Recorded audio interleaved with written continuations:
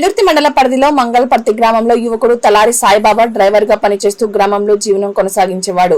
రోజు కుటుంబ సమస్యలు పెరగడంతో అప్పుల బాధ తాళలేక ఆరోగ్యం క్షీణించి అకస్మాత్తుగా మృతి చెందారు. ఈ సమాచారం విన్న గ్రామ ప్రజలు, ప్రజాప్రతినిధులు భాగోద్వేగానికి గురయ్యారు. సాయిబాబా అంతిమయాత్రలో పాల్గొన్న మాజీ సర్పంచ్ బి రామకృష్ణారావు, యువకులు పాల్గొన్నారు.